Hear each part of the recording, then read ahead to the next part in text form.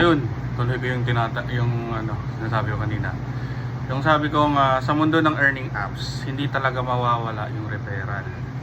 At tingin ko nga sa sarili ko, para akong nasa seminar ng networking na kailangan kong magsalita at ipaunawa at paintindi sa mga tao paano ba talaga itong earning apps na ito. Kasi kahit saan ka pang pumasok ng mga earning apps, hindi mawawala yung referral link na yan. Okay? So, yung iba, gumagamit ng paid advertisement gaya ng Purple App, Linktree, o ito, isang website na doon, parang kagaya ng Facebook na mayroong boost.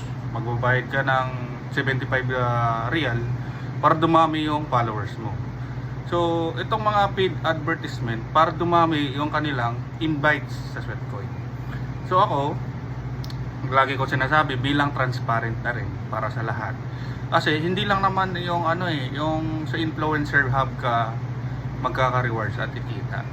Kasi kung nababasa niyo yung mga sinishare ko, lalo na doon galing from official community sa Discord, meron silang competition. Aside doon sa competition na pwede mong ma-earn, meron ka pa rin ma-earn doon sa rewards. Kaya siya tinatawag na competition ng mga influencer. Okay? Kasi kung mindset mo lang talaga is influencer hub, tsaka hindi ka maglalakad, hindi ka mag-workout, hindi ka rin gagawa ng video, kaya nga tinatawag na influencer, kailangan mo talagang mag-promote at ipakita sa mga followers mo na i-motivate sila, na ma-inspire sila na makarami ka ng invites. So, i-motivate mo sila kung paano ba talaga mag-workout dito sa Sweatcoin. I-motivate mo sila kung paano nakatulong ang Sweatcoin sa pang-araw-araw mo, kung paano ikaw naglalakad sa pang-araw-araw. Kasi karamihan po sa atin, gaya ko po ito sa trabaho ko, hindi dahil sa isa rin akong ubis dati na way back 2019 nung manager pa ako. Kasi kain upo tapos check ng mga stocks. Wala rin po akong nilakad, puro lang ako tingin, trabaho, checking ng mga ng production namin, checking ng mga ordering leads, lahat lagi ka nakaupo. So dahil kay Sweatcoin, kahit nalipat man ako dito bilang barista, natuto ako mag-walking. Yun, sa pag-walking, hindi ko alam na dito pala sa Sweatcoin pwede mo rin siya pagkakitaan. So kumbaga parang hinihiram ka muna ni Sweatcoin na maglakad, na mag-generate ng sarili mong token or sweat. So ganun po talaga siya. Kasi kung nakapokus ka lang doon sa invites o sa referral commission na makukuha mo sa influencer hub, tapos wala kang binabayad, walang sense talaga. Kasi lagi ko tinitignan yung account. Kung wala kang SWC or Web2 coin, paano mo mababayaran o paano mo makli-claim yung rewards mo?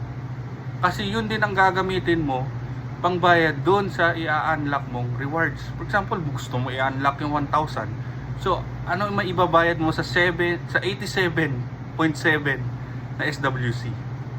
Ganun lang simple. Ang tanong, may ginamit ka bang peso para pangbayad doon na maklaim mo yung rewards? Wala.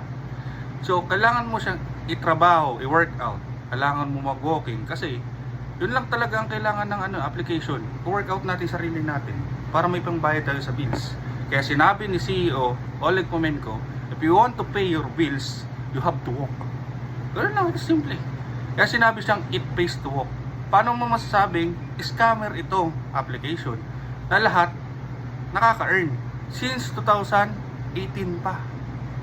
Oh, pero naman doon sa 2021, tapos ano nangyayari? Oh. Kaya ako lagi ko chine-check sa araw-araw. Kasi hindi kayo matututo kung hindi nyo titignan rin yung account nyo. Ganito pala yung purpose nito. Meron palang join our community na dito ang pangangailangan natin nandun lang sa guides. Kung paano mag-cash out, nandun din sa guides. Kung paano mag-transfer sa GCash to Paymaya, andun din sa guides. Ano lang kasimple. Kung gusto natin i-trade yung sweat natin na asset into Solana, Ethereum, Bitcoin, USD, dollar coin, andun din sa page or sa GC, nasa guides nila. Okay? Ganun lang po talaga sa akin. Kasi kaysa yung nagsasayang ako ng tao, umaalis yung iba sa group chat dahil sa walang kwentang nanghihila ka pa ng paibaba, 'di ba? Tapos yung account wala ring ginalaw. Ano tawag doon? Minsan kailangan po natin itong gamitin bago tayo magbitaw ng salita. Okay? Enjoy.